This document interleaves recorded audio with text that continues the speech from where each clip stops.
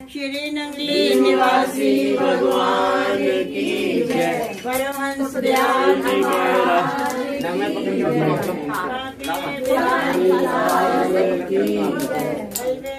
सरकार की जय।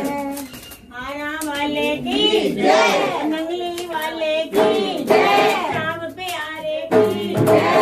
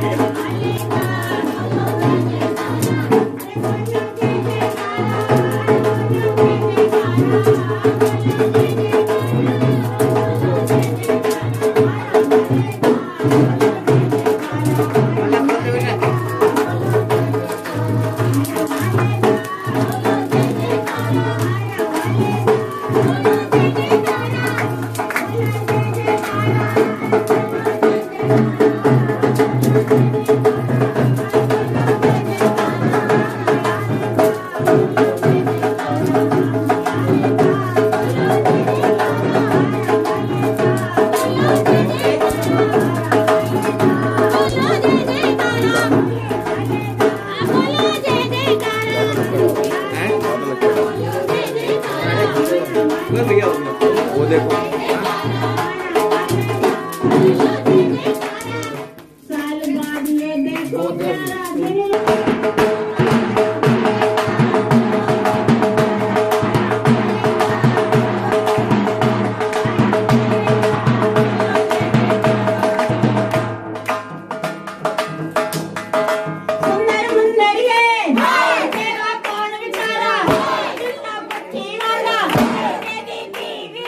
Yeah.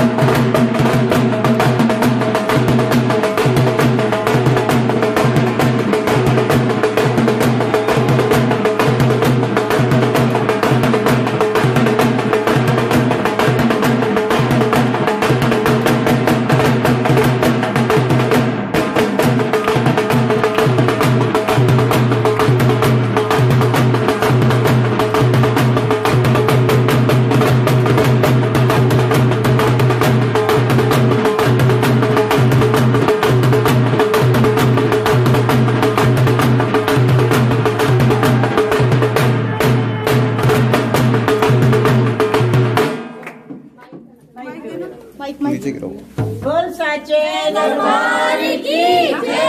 घट घटवासी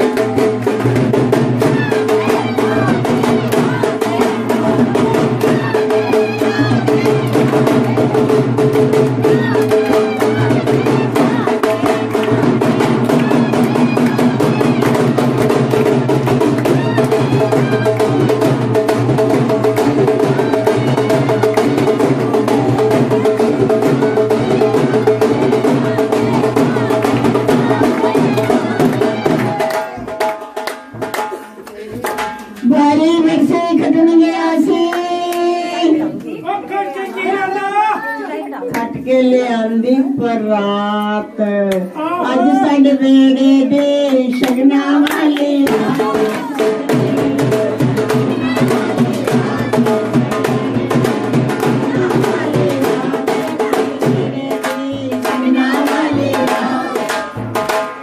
परम प्रिय आत्माओं, सबसे पहले तो आप सबको आज के इस पावन दिन की अर्थात लोहड़ी की बहुत बहुत बहुत बहुत बधाई हो।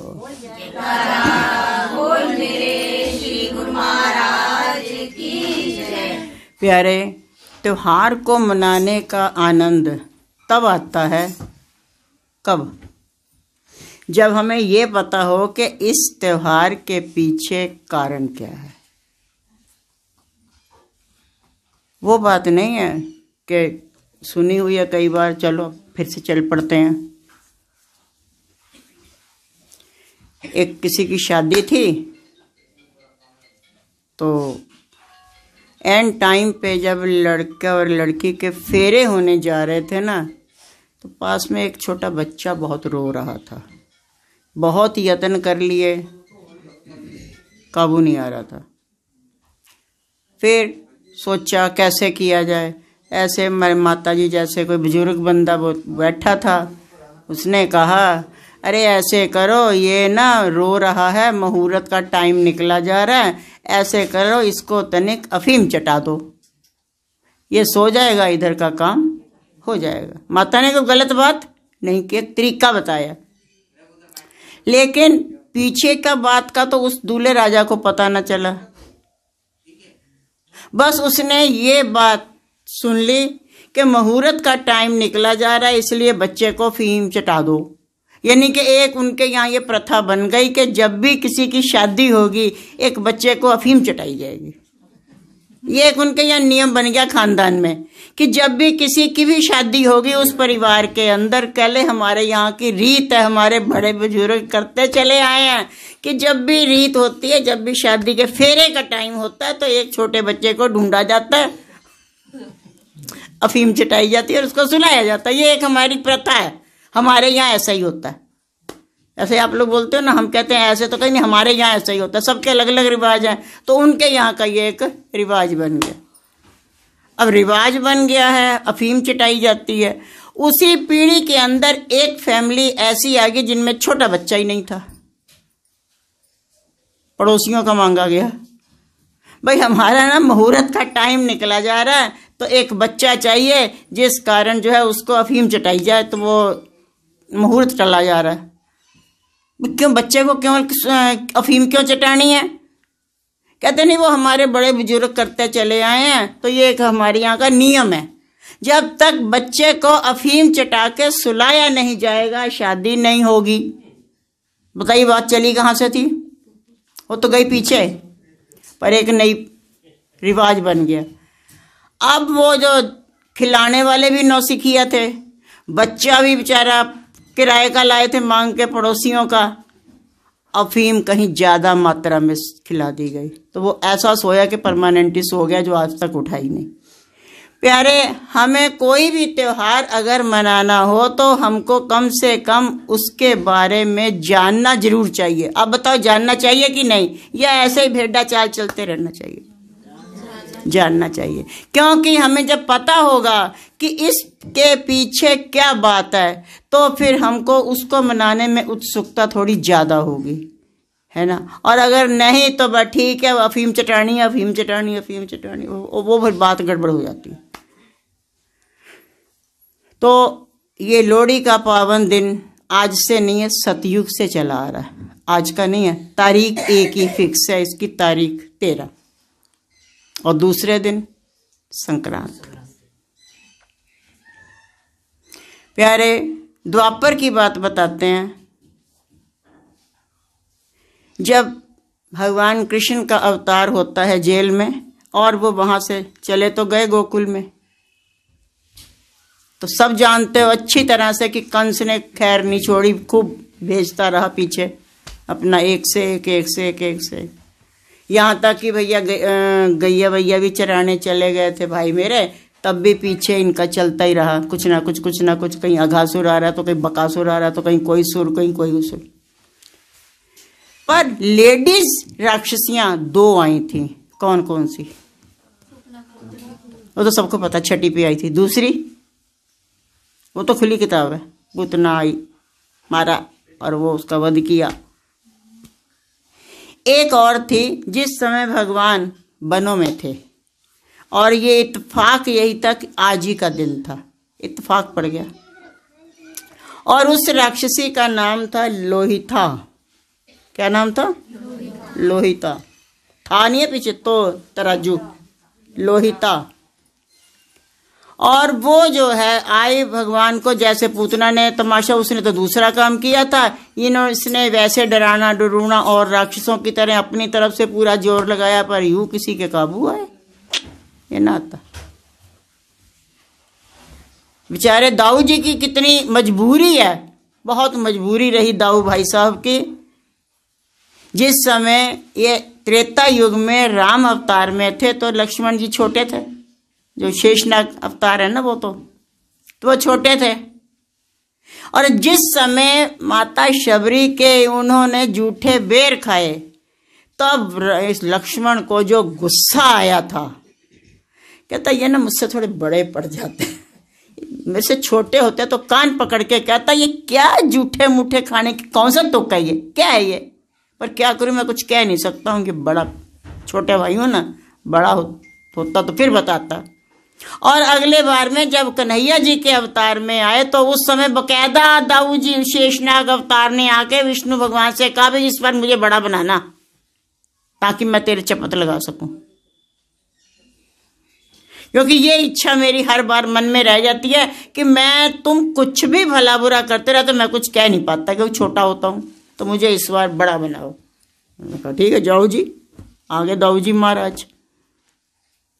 पर चली उसकी छोटे बड़ो बने बनो चलनी इन्हीं की है। वो बेचारे खुद ही कहते हैं, कहते क्या करूं, बहुत सोचा था बड़ा बनूंगा तो इसकी जो है थोड़ा लगा लूंगा, कुछ इस पे हक जमाऊंगा।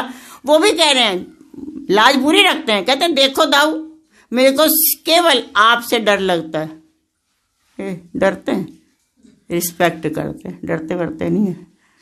पर यह है कि मर्यादा जरूर रखी, पर अपनी ही तरह। वो देखिए सुभद्रा हरण, दाऊ जी का बस चलता तो ये काम हो सकता था, कैसे चला चलू के उसको सिखा पढ़ा के कह दिया सुभद्रा को देख तू रथी लगाम खींच के तू चलाइयो। अरे देखो दाऊ क्या करना, तुम्हारी बहन ने मेरे अर्जुन का हरण कर लिया, चलेगी ही नहीं कि चाहे कुछ भी हो जाए। तो ऐसे ही ये जो लोहिता थी, इसने अपनी तरफ से किया तो बहुत कुछ, तंग भी किया, सब कुछ किया, लेकिन चलने तो किसी की है नहीं ना। तो आज के दिन भगवान ने उसका वध किया था, लोहिता। और ये लोरी तो पीछे से ही चली आ रही है, सतयुग से ही, जो वो आप लोग गाते हो सुंदर मुंदरी है, पीछे से चला आ रहा मामला। ये है क्या सुंदर मुंदरी? आपकी रिश्तेदार? मेरी? किसकी?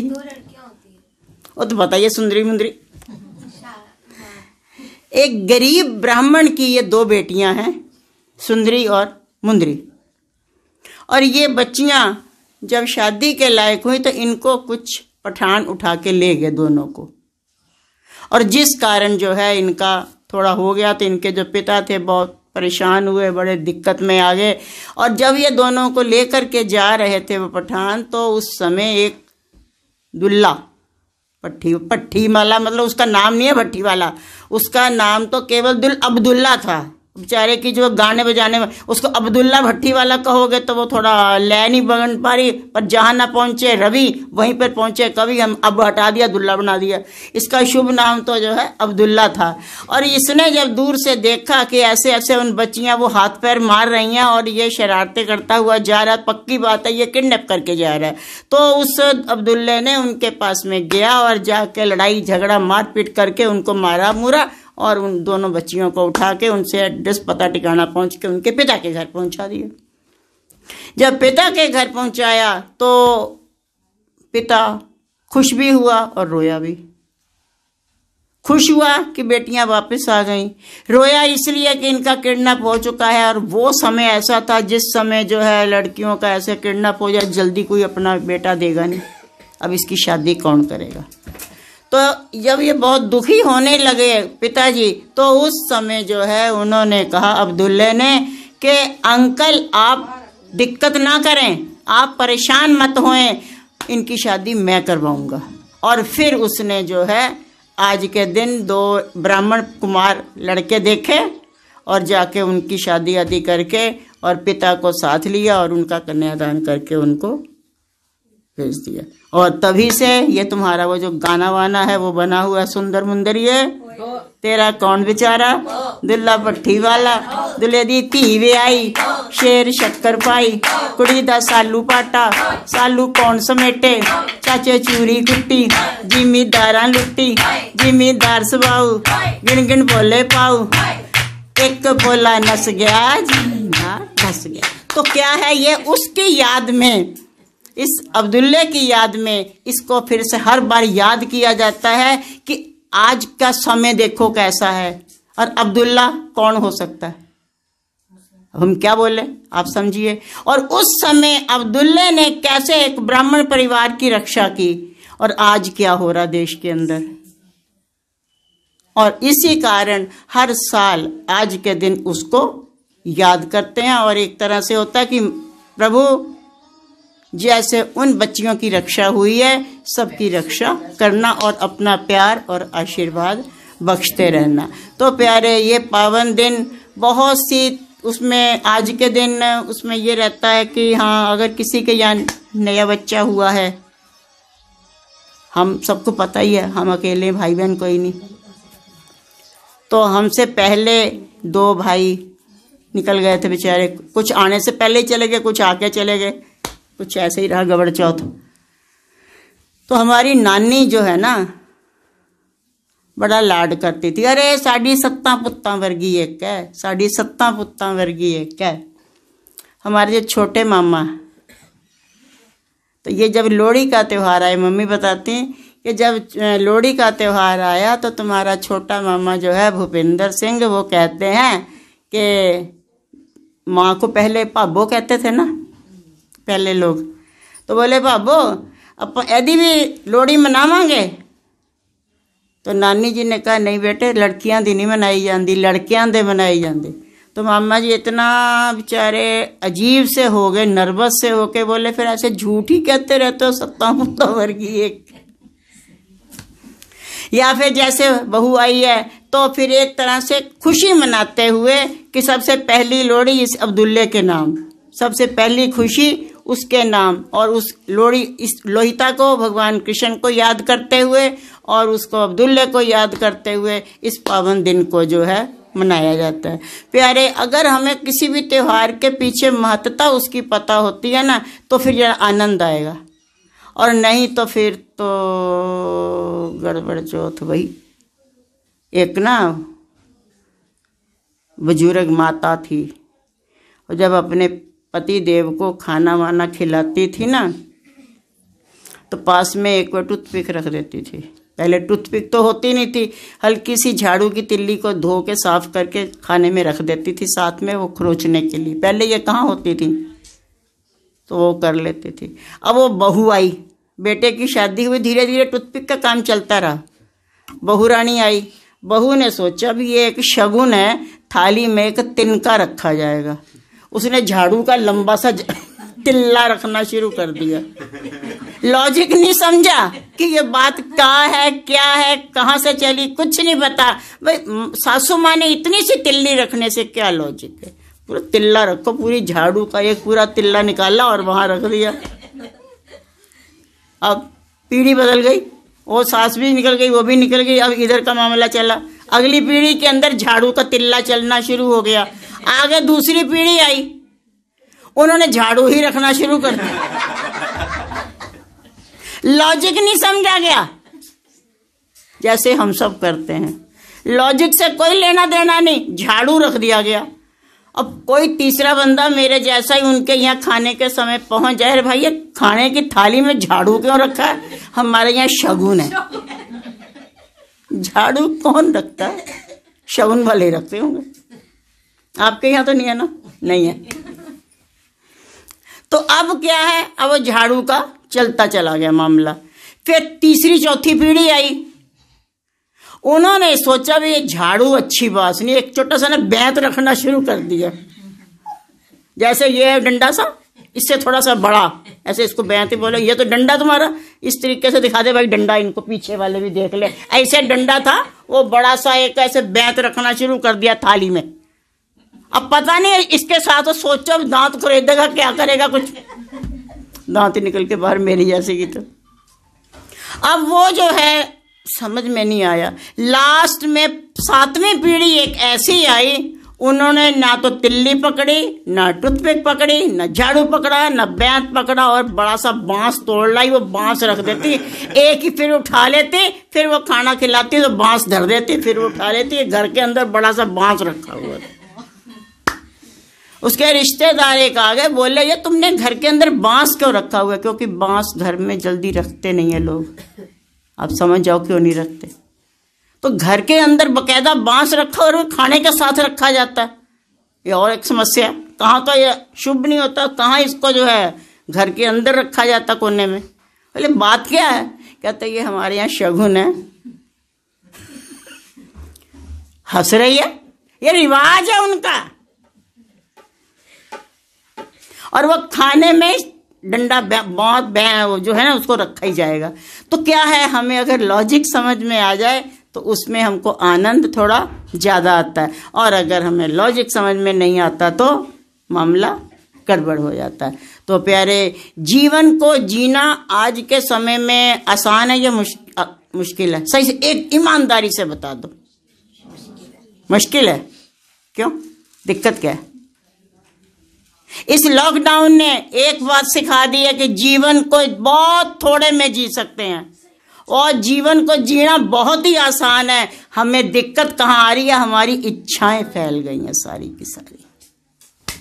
हम अपनी इच्छाओं को अब इतने पूरे 7-8 महीने जब तक ये कर्फ्यू लगा रहा, लॉकडाउन सा बना रहा, ना तो किसी का ब्लड प्रेशर हाई हुआ, ना किसी का शुगर बढ़ा घटा, किसी को कोई बीमारी नहीं होगी। सिर्फ कोविड को छोड़कर वो वैसे ही चलती जा रही थी। वो डॉक्टरों ने अपना बिजनेस बना रखा था। क्यों? सब कुछ लिमिटेड चल रहा था। ना चाउमीन, ना एगी, ना मैगी, ना अर्गर बर्गर, क्या क्या मेरे को तो नाम भी नहीं पता इन सब चीज़ों के, तुम्हारे फास्ट फूड के। और ये सारी चीज़ें एंट सेंट खत्म, और आधे से ज़्यादा लोग हलवाई बन गए घर के अंदर ही। हलवाइयों का धंधा चौपट कर दिया बेचारों का। कर लो बात। तो क्या है, जीवन को हम जी सकते हैं ना, जीवन को हम बहुत आसानी से जी सकते हैं, पर हमने इच्छाओं को बड़ा, घर के अंदर बहुत बढ़िया सब्जी रोटी पराठे चावल जो भी ये बना पड़ा है, अनिल 2-4 समोसे लेके आओ, मजा तो ता आएगा। वेला तो इस समोसे के टेंशन ने मामला सारा चौपट कर दिया। और ये छोटी सी बात हमारे शरीर को भी कितना बिगाड़ती है, इसका हम अंदाजा नहीं लगा सकते। एक संत थे, वो एक बार कहीं जा रहे थे, तो ये थोड़ा ठंड का मौसम था, गरम गरम जलेबियां तली जा रही थी। मीठे के शौकीन थे। मुंह में पानी आ गया महात्मा जी के भी, क्योंकि मुंह भी है उनके पास और पानी भी है, वो कभी भी आ सकता है। तो पानी आ गया। अब उनको लगा भी खानी है जलेबी, कैसे खाएं, पैसा है नहीं। हलवाई से पूछा भाई जलेबी देगा? कहते लाओ, एक हाथ दे और एक हाथ ले, पैसे दो। संत जी ने कहा भी पैसे ऐसे तो है नहीं हमारे पास। बोले फिर जलेबी को देखना बंद कर दो, वापस जाओ, नहीं है तो। महात्मा जी को लगा ये मन आज धोखा दिया, आज मन को मैं बताता हूं। ये बात आप भी सीख सकते हो कि हम मन को कैसे वश में कर सकते हैं। महात्मा जी ने पूरा दिन, दूसरे दिन बोले जलेबी तो खानी है, खानी तो है, मन ने इच्छा की है खाए ना, ऐसा कैसे हो सकता है। एक जगह बिल्डिंग बन रही थी तो वहां पे लेबरिंग का काम किया महात्मा जी ने। दिन भर ईंटे वींटे ढोए, शाम को जो मजदूरी मिली उसमें ले गए जलेबी वाले के पास और उसको कहा भाई दे दे हमें 2-4 किलो, ये जितने पैसे हैं सबकी दे दे जलेबी। 5 किलो जलेबी आ गई। महात्मा जी ने भी पता नहीं पेट के अंदर जलेबियाँ बसानी थी क्या, 5 किलो जलेबी ले ली। नदी के किनारे चले गए, नहाए धोए और जलेबी को ऐसे रख दिया सामने। हाथ से कहा तुमने आज दिन भर बहुत मेहनत की है, बिल्कुल शांत बैठ जाओ, उठोगे नहीं तुम। पैरों से कहा भाई तुम भी मत हिलना, चुपचाप बैठे रहो। मन से बोले तूने खानी थी ना, ये रखियां खा ले। हाथ से कहा तू नहीं उठेगा, जब तक हाथ नहीं मुंह में डालेगा मन को कहाँ चैन पड़ेगा। चुपचाप बैठे रहे। बोले खा ले चुपचाप, आज तेरी वजह से, तूने जो ये एक इच्छा जगाई है ना, तेरी वजह से मैंने दिन भर ईंटें ढोए हैं, बहुत मेहनत से जलेबी कमाई है, ये जलेबी तो तूने खानी है। अब वो जलेबी हाथ अगर खिसकता है तो कहते नहीं देख तूने दिन भर आज मेहनत की ना, ईंटें ढोए ना, आराम करो, तुम नहीं जाओगे। मन से कहा खा ले। और 5-10 मिनट तक तो ये खेल चलता रहा कि खा ले खा ले खा ले खा ले खा ले। बाद में मन को धमकी देनी शुरू कर दी, खाएगा तो खा ले, नहीं तो फेंक दूंगा, नदी में बहा दूंगा सारी। हम क्या करते हैं गड़बड़ यहीं पे। मन ने कोई इच्छा जागी, गोलगप्पे खाने हैं, जा पहुंचे फटाफट टिक्की वाले गोलगप्पे वाले के पास। VTW जिंदाबाद, नाम बड़ा सुना हमने भी। तो क्या है, हमारा अगर हाथ पैर साथ ना दें तो देखे ना मन कैसे खाता है। मन नहीं खा सकता। बार बार महात्मा जी उसको कहते देख मन, तेरी वजह से आज मैंने संत होकर के भी ईंटें ढोए हैं, और ये जलेबी तू खाएगा, खा ले, नहीं तो मैं फेंक दूंगा। अब एक एक जलेबी फेंकते चले जा रहे हैं, फिर मन को कह रहे हैं खा ले, नहीं खाएगा ना, ये भी जा रही है। देख ले कम रह गई हैं, खत्म हो जाएंगी, खाता तो खा ले, नहीं तो देख ले। करते करते 5 किलो की 5 किलो जलेबी सारी नदी में बहा दी और खाई नहीं। और उसके बाद से जो है मन ने कभी विचार उठाया ही नहीं, क्योंकि ये हमारे मन का एक स्वभाव है। अगर हम उसकी एक इच्छा पूरी कर देते हैं तब वो दूसरी जगाता है, और अगर एक ही पूरी ना करें तो नहीं जगा पाएगा, क्योंकि उसका एक अपना ही स्वभाव है। और अगर हम उसकी इच्छा को पूरा नहीं करेंगे तो नहीं जागेगा, और अगर हम उसकी इच्छा को पूरी करते जाएंगे तो एक के बाद एक, एक के बाद एक, एक के बाद एक वो इच्छाओं को जगाता चला जाएगा। तो प्यारे, ये त्योहार, ये सारा सामान अग्नि में डाला जाता है। इसको अग्नि जलाई जाएगी, अभी जला करके इस त्योहार के अंदर वो जो उसमें तिल विल वगैरह ये सब, इस समय चावल नए निकले हैं। कल जो तुम्हारी संक्रांत आएगी, यहाँ तो तुम लोग इसको संक्रांति के रूप में मनाते हो ना, पूरी यूपी के अंदर इसको खिचड़ी के रूप में मनाते हैं। कल का जो त्योहार है वहाँ पे खिचड़ी करके माना जाएगा, और वहाँ पे कहते हैं खिचड़ी के 4 यार, दही घी पापड़ और अचार। ये 4 यार न्योता जाता है एक दूसरे के यहाँ, भाई आज हमारे यहाँ खिचड़ी के न्योते पे हो आप आना, आज आप हमारा, फिर वो बुलाता, कभी वो, सारा दिन ये होड़ लगी रहती है, खिचड़ी का न्योता चलता है।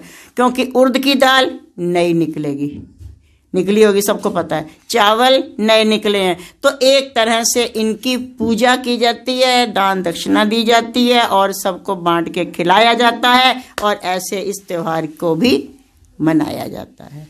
तो प्यारे, ये वाला त्योहार भी अपन कल मनाएंगे, और इसको हम यही टाइम 2 बजे से 4 बजे तक ऐसे ही, तो आप सब लोग आना और आकर के गुरु महाराज जी से, क्योंकि कल पता ही है सबको कि सूरज देवता मकर राशि में प्रवेश करेंगे, अर्थात अब दिन तो 25 दिसंबर से बढ़ने शुरू हो गए हैं, लेकिन अब थोड़े ग्रह नक्षत्र भी बदलने शुरू होंगे। तो मालिक सबकी ये संक्रांत खुशी खुशी से लाएं, अपना प्यार और आशीर्वाद लुटाएं, और अपनी कृपा बना करके रखें। बोलो जयकारा बोल में,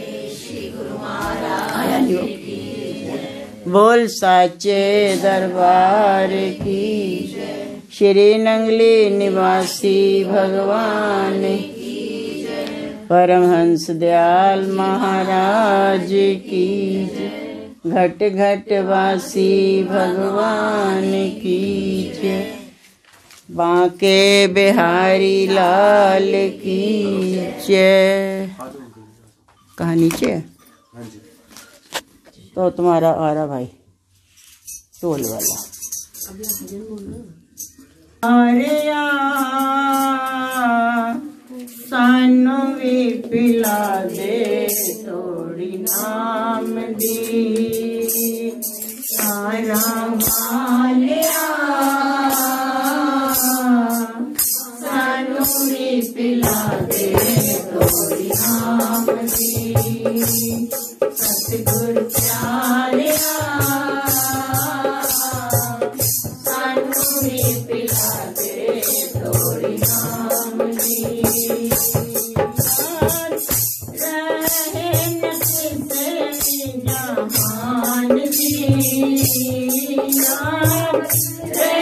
जहान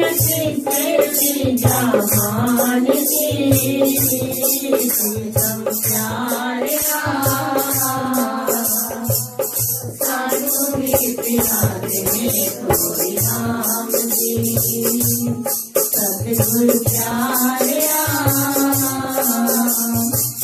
सानू भी पिला दे थोड़ी नाम दी। माया पीछे दौड़े मन थक चलेगा।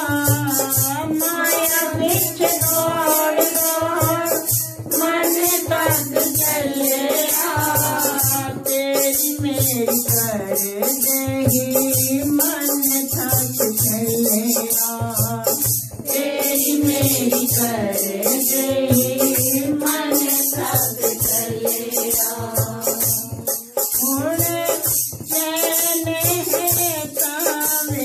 राम जी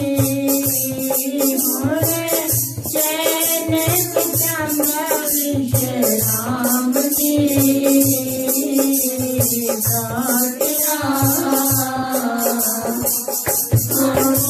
पिला दे थोड़ी नाम जी सतगुर प्यारिया। सानू भी पिला दे थोड़ी नाम जी। विषया विकारा विच दिन रात जी के। विषया विकारा विच दिन रात जी के। देख ले दुनिया दे सब रंग सीखे। देख ले दुनिया में सब रंग सीखे। इच्छा दीदार दी। इच्छा दीदार दी सतगुर प्यारिया। सानू भी पिला दे थोड़ी नाम दी प्रीतम प्यारिया। सानू भी पिला दे थोड़ी नाम दी सतगुर प्यारिया। सानू भी पिला दे थोड़ी नाम दी। कुछ नहीं मिलिया तीर्थाच जाके। कुछ नहीं मिलिया तीर्थाच जाके। मंदिर मसीती गुरे द्वारे आज जाके। मंदिर मसीती गुरे द्वारे आज जाके। मेल उतरी न मने अभिमान के। उतरी न मने अभिमान के। सतगुर प्यारिया। सानू भी पिला दे थोड़ी नाम जी प्रीतम प्यारिया सानू भी पिला दे थोड़ी नाम जी सतगुरु प्यारिया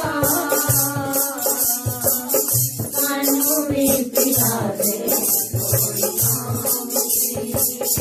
दान पुण्य कीते गई कीर्तन जाके दान पुण्य कीते गई कीर्तन जाके बाल मल देख आए गंगा जी नहा के बार बार देख आए गंगा जी नहा के मैल उतरे ना मेरे अज्ञान के मैल उतरे ना मेरे अज्ञान की सतगुरु प्यारिया सानू भी पिला दे थोड़ी नाम जी सतगुरु प्यारिया सानू भी पिला दे थोड़ी नाम जी प्रीतम प्यारिया सानू भी पिला दे थोड़ी नाम जी।